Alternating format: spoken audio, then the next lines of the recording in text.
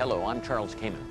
In 1954, a strange and mysterious creature emerged from the depths of Tokyo Bay and leapt onto the movie screens of the entire world. Nearly half a century later, Godzilla is coming to the acting capital of the world.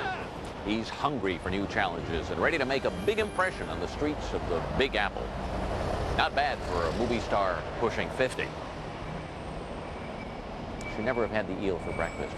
Who suggested that? My whole concept was based on totally changing Godzilla.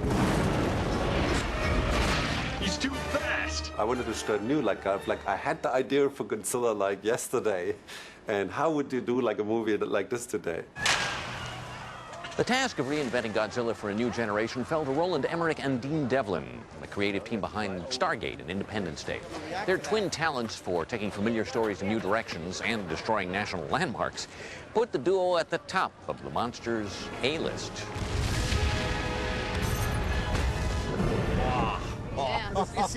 Yeah, that's okay. We make popcorn movies. We love popcorn movies. When you have that kind of passion for the films you make, there's a chance that that passion may become infectious.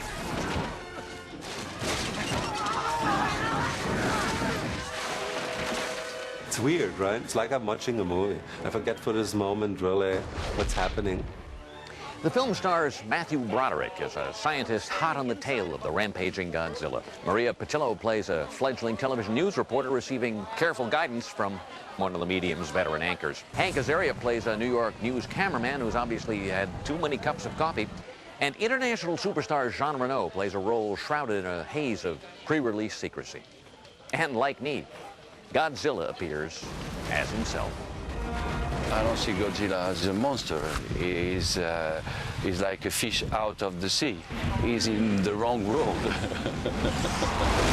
The filmmakers started by giving Godzilla a complete tail-to-snout makeover, utilizing the latest in state-of-the-art visual effects technology. Our Godzilla's a lot leaner. That's the first thing. The exercise craze has even affected Godzilla. The man must be taking aerobics or step classes or spinning or something. When they made the Godzilla films, they were limited to putting a guy in a big rubber suit lumbering down a street because that's as far as they could go technologically at the time. It felt to me it was more respectful in some aspect to not try to alter the Godzilla that was done for generation and just step on to doing a new creature, a new direction. You still have the spirit of the old Godzilla within that new guy. Only now can we really present Godzilla in the way that I think the original authors intended him to be, which is lethal and fast and agile, and with a few new tricks up his sleeve. What else did you find out? We know that he eats tons of fish. He's amphibious, he's a burrower, and he's pregnant. It makes perfect sense. Lots of animals travel great distances for reproduction. That's what he's doing in New York. He's nesting. Nesting? So after we kill the creature, then we'll search for the nest. Fire! Fire! It's kind of sad because it's not his fault, any of it. You know, he was made by us. The original Godzilla was made in Japan shortly after World War II, and obviously on the minds of a lot of Japanese people was about nuclear radiation and what had happened to their country after having two nuclear bombs dropped on them. And so it was that fear of what we have done to our environment and our world that could come back and haunt us. And so we wanted, in our version, to stay faithful to the origins of Godzilla.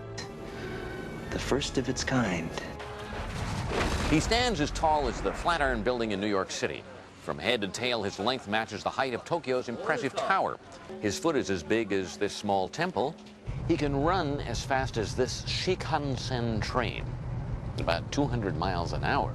And his eyeballs are as big as this Chochin lantern. They say, well, he's 20 stories tall, but that's a little hard to visualize. I don't see it! This is the first time I thought, well, if his first foot is there, and the other foot's there, and the other one's there, and there, like the size of the gate. We act to nothing so much because they're all going to computer in later, Godzilla, and so we got kind of used to reacting to things that aren't there. Like kind of take it up is then the part when you like actually film it. I mainly kind of explain what he does.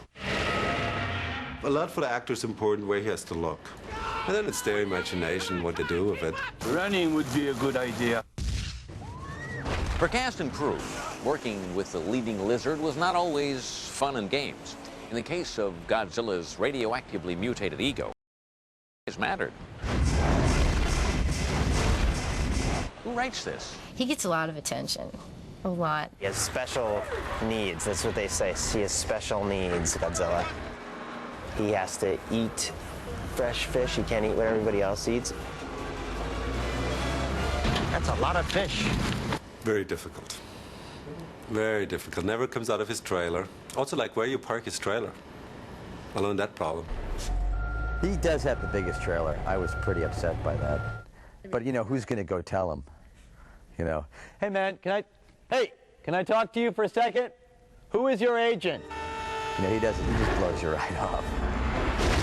By the time you get that out, he's like taking 3 steps and he's gone. Nobody has the nerve to tell him, this is a movie where there are a lot of other people in it. Do you want to be in this movie or don't you? You know, they don't want to say that to him. I think they're afraid of him. I'm Charles Kamen. Have a lizard-free tomorrow.